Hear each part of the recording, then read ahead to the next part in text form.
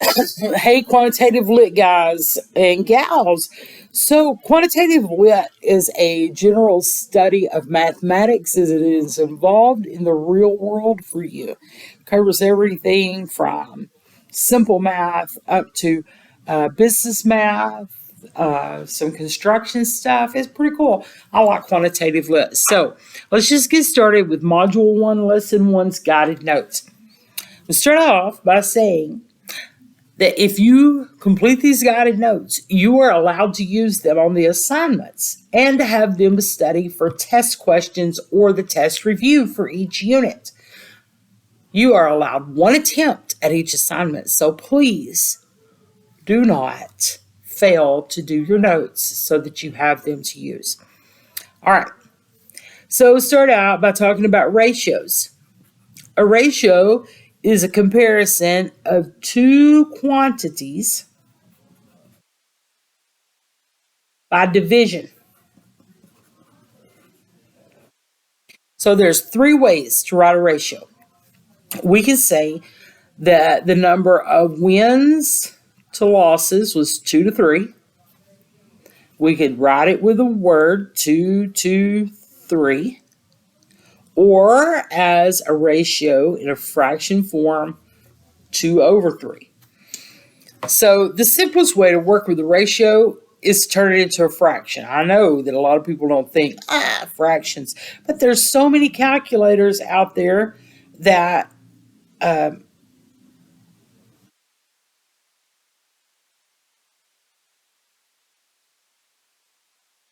that do fractions for you. If you're having trouble with the fractional part, just come see me about a calculator or email me and I'll try to help you.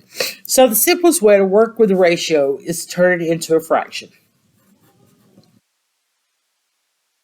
Order is important in the ratio. The first thing we're looking at goes on top.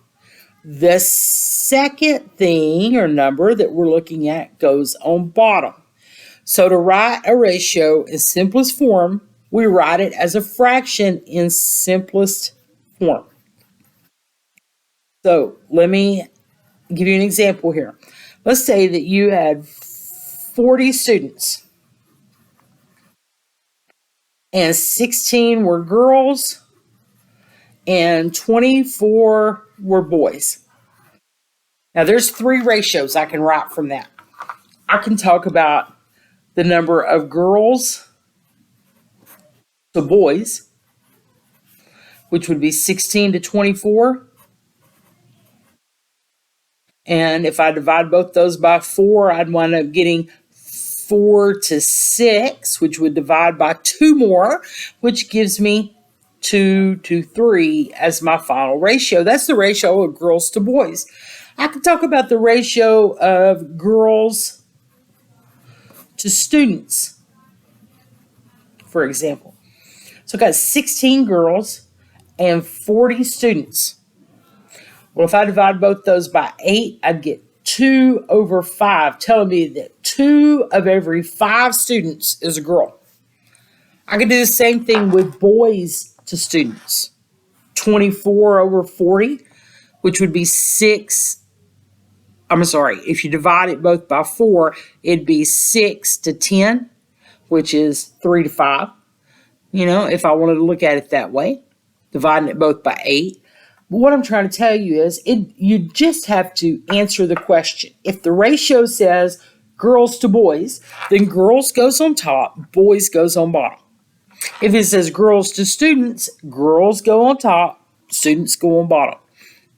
So here's a ratio in fraction form, and it wants us to simplify it and write it in all three forms. Well, the first thing to do, in my opinion, is to simplify this fraction. That'll divide by 2, and so will that. So I wind up with 4 over 5. That's one form. 4 to 5. That's a form of it. 4 to 5. That's the third form. Same thing here. It's in this form, not simplest form, but it's in that form. But I want to start out by putting that as a fraction. Well, 4 will go into 28 7 times. So this becomes 7 to 1. Now I need to put that there if it's a ratio. Or 7 to 1, or using the word 7 to 1. Okay, so rates and unit rates are the next topic in this lesson. And we talk about a rate as being a ratio of two quantities.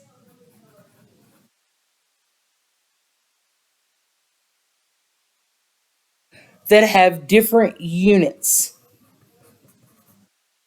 Example, write a rate to represent each situation.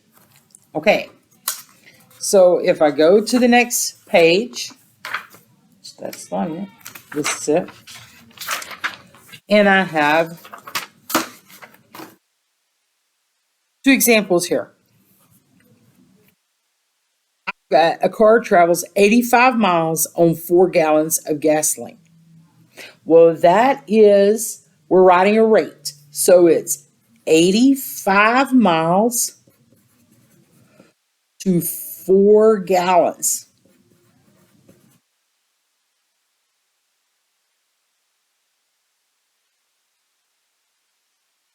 And then here's 3 t-shirts that cost $17.50. So 3 shirts at a cost of $17.50.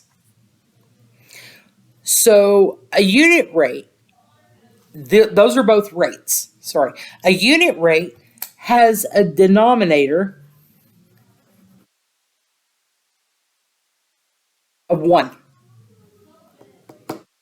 Another way to look at this, if I wanted this to be 1, I wanted to know what the cost per shirt is, not how many shirts I'm going to get per $1, right?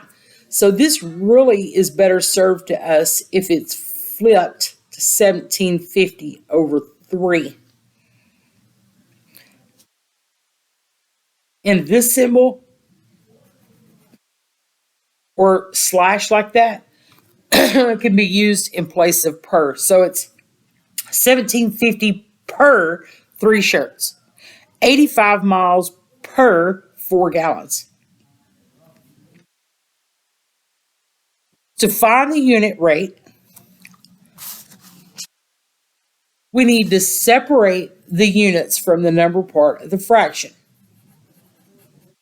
And then we just divide the numerator by the denominator. So we're going to write a rate for these two problems. Then we're going to write that as a unit rate. So Mr. Thompson drove 120 miles in 3 hours. I don't care about that part of it. I'm looking at this number. What's 120 divided by 3? Be 40 miles in 1 hour. That's one way to write it. 40 miles per an hour. It's another way to write it. You could say 40 miles per hour. I know you've seen that. That's what that P in there stands for, per hour. There are several ways to write the units. You just have to read what is given to you and pick the one that best. I mean, hours per mile is not the unit. It's miles over hours, right? Question B says, Ella types 474 words in 6 minutes. So that looks like this, 474 words in 6 minutes. I want to know what she can type in 6 minutes, right? I'm going to find out how many she can type in 1 minute. And then we've got words per minute or words over minutes. So we're dividing this out.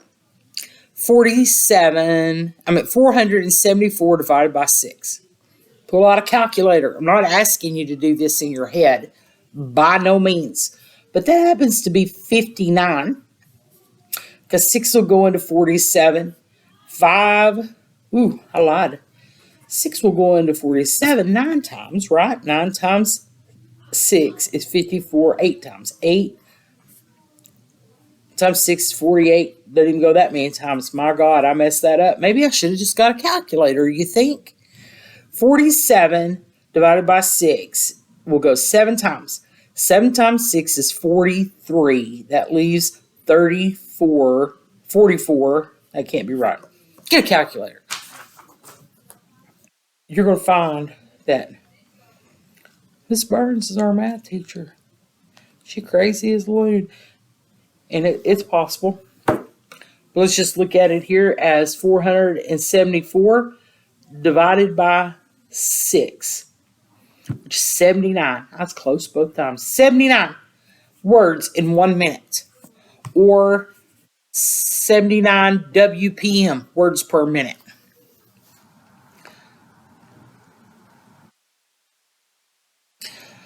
So this math is used in the real world. If you go shopping and want the best deal for your money, you're going to learn to use this because it's what we call unit pricing. Want to know how much the cost of meat is per pound, or how much the cost of potatoes are per pound, or how many movies I can get per dollar, whatever the units are. How much gas, how many miles per gallon my car gets. Do I need to trade that bad boy in?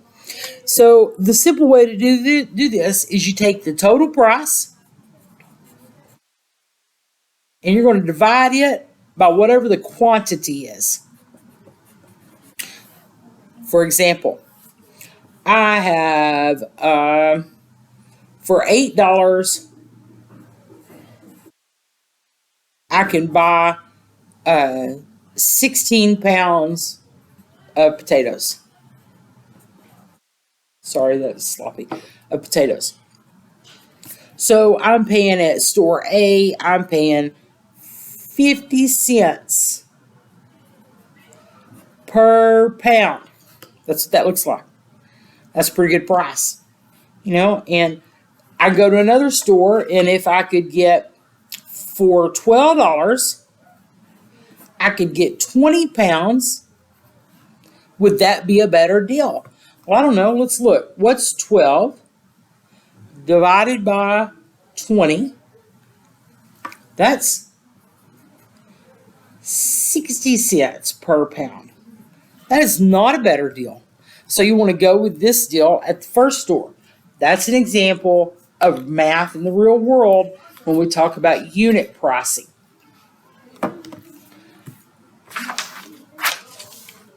So here's another example. 3.5 ounce bag of popcorn for $2.10, or an 8.5 ounce bag of popcorn for $4.93. Any calculator. That's why this is so simple, really, because you're going to be out in the real world. You're going to be doing this math while you're shopping. You want to know what the prices are.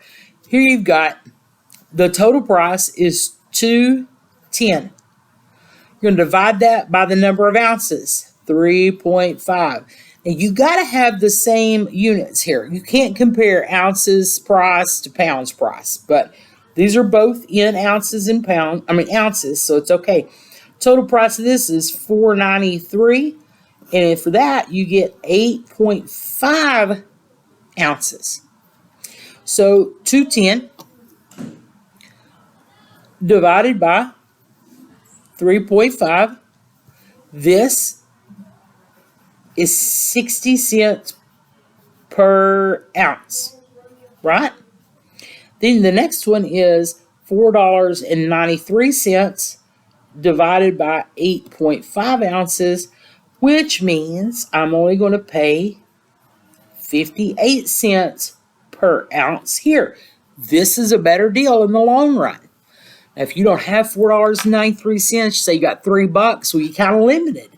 But if you're able to spend the $5, $4.93, this winds up being, it's going to last longer and it's cheaper per ounce to go this way. All right. So the next thing that we talked about are proportions. Proportions is just an equation that states two ratios are equal. In this proportion, A and D are called the extremes. A to D over here. And B and C are called the means. Two ratios form a proportion if the product of the means is equal to the product of the extremes. These two examples, the situation says determine whether the ratios are proportional. Write those as two fractions equal to each other. Now, we're going to determine is this true or false. We're going to cross multiply this way. What's 6 times 10? Is that equal to 4 times 15? Well, 6 times 10 is 60. 4 times 15 is 60. So that's a yes. Yes, they are proportional. In this case, you've got 8 over 12 and 24 over 30. So we're going to look at that as 8 times 30 set equal to 12 times 24. And when I do this math, I wind up with this is 240. This is 288. So these guys are not equal. Not equal. So that's a no. Not equal. Now, we use the same method when we solve proportions, except we're writing an equation. I hope you remember this from early high school math, but you just cross multiply. What's n times 20? And what's 6 times 15? So this becomes 20n. 6 times 15 is 80. Divide both sides by that 20 to find out that n should equal 4. The same thing here. 5.6 times 8 set equal to 14 times x, which is 14x. Divide both sides by 14 and find out that x should have been 3.2 to be correct. Now 5.6 times 8, let me get that out here. That is 44.8. Sorry, should have skipped that step. And then I'm going to divide that 44.8 by 14 to get this 3.2. And that's how you solve proportions with unknown values.